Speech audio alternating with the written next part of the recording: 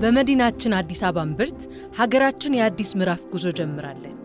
ይህ ስፍራ ዕውቀት ከአድናቆት ጋር የተገናኘበትና ይበልጥ የማወቅ ጉጉትን የሚፈጥር የለውጥ ጅማሬ ነው። እንኳን ለሀገራችን በአይነቱ የመጀመሪያ ወደ ሆነው የሳይንስ ሚውዚየም ቋሚ አውደ ርዕይ በደህና መጡ። ይህ ድንቅ የኪነ ህንፃ ውጤት ከውብ ህንፃነቱ በዘለለ ትልቅ ትርጉም ያለው ምልክት ነው። የህንፃው ክብ ቅርጽ የማያቋርጥ እድገትና የሰው ልጅ ጥበብን የሚያንጸባርቅ ብሎም ሀገራችን ኢትዮጵያ መጪውን ዘመን ብሩህ ለማድረግና በስልጣኔ ለመራቀቅ ያላትን ቁርጠኝነት የሚያመላክት ነው።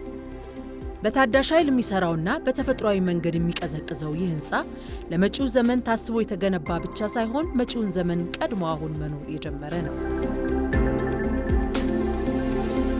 ወደ ውስጥ ሲገቡ በይዘታቸው የተለያዩና የሚያስደምሙ 5 አይነት አውደ ርዕዮችን ያገኛሉ።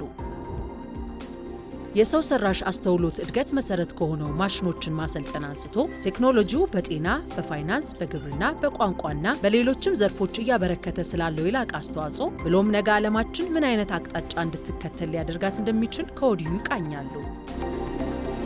በተጨማሪም በሰው ሰራሽ አስተውሎት የሚሰራ ሮቦት ያለ እንከን ሲሰራ አይተው ይመሰክራሉ።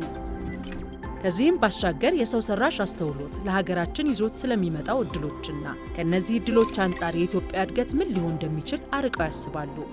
ይህ ኢትዮጵያ በሰው ሰራሽ አስተውሎት የምታደርገው የእድገት ጉዞ ደማቅ ጅማሬ ነው። የዓለማችን የአየር ንብረት በቀውስ ውስጥ ነው። እዚህ ሀገራችን ላይ ግን ተስፋ እየለመለመ ይገኛል። ኢትዮጵያ በአካባቢ ጥበቃ ዘርፍ የምትጫወተው ጉልህ የመሪነት ሚና በአረንጓዴ የተሸፈነ ለአየር ንብረት ለውጥ የማይበገር ዓለም በሚል ገዢ ሀሳብ በመተግበር ላይ ይገኛል። ሀገራችን ኢትዮጵያ ቀደምት ሀገርኛ ጥበቦችን ከአዳዲስ የፈጠራ ግኝቶች ጋር አጣምራ መጪውን ዘመን በስማርት ግብርና እያለማች ዘለቄታዊ የግብርና አሰራር ዘዴዎችን እየተገበረችና ዲጂታል መሳሪያዎችን እየተጠቀመች እንዴት በምግብ ራሷን ለመቻልና ለቀሪው ዓለም ለመትረፍ እየጣረች እንደምትገኝ ይቃኛሉ። ውሃ ሕይወት ነው።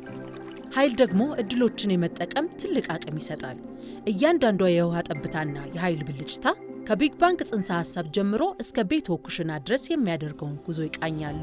ከኃይል አገልግሎት ታሪክ ጀምሮ የተለያዩ የኃይል አይነቶችና የመጪውን ዘመን የኃይል አቅርቦት ምን ሊመስል እንደሚችል ይዳስሳሉ። አሁን ደግሞ ወደ ሰማይ ይመነጠቃሉ፣ ጀት ያበራሉ፣ በአቪዬሽን ታሪክ ውስጥ ይጓዛሉ። የግዙፍ አውሮፕላን ሞተር ምን እንደሚመስል ይመለከታሉ። ከዛም አልፎ ኢትዮጵያ በዓለማችን ሰማይ ላይ ያላትን ጉልህ ታሪክና ሚና ይቃኛሉ።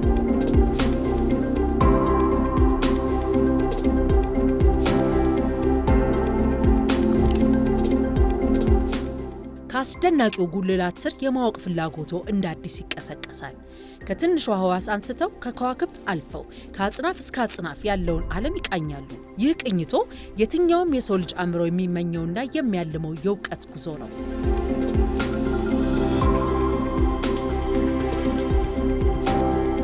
የሳይንስ ሚውዚየም ከሚጎበኝ ስፍራነቱ በዘለለ አዳዲስ ሀሳቦች የሚፈልቁበትና ምናባዊ ሀሳቦች ወደ ፈጠራ ግኝቶች የሚቀየሩበት ቦታ ጭምር ነው። ዙሪያውን ይቃኙ፣ አዳዲስ እውቀቶችን ይግለጡ። መጪው ብሩህ ዘመን እዚህ ጋር ይጀምራል።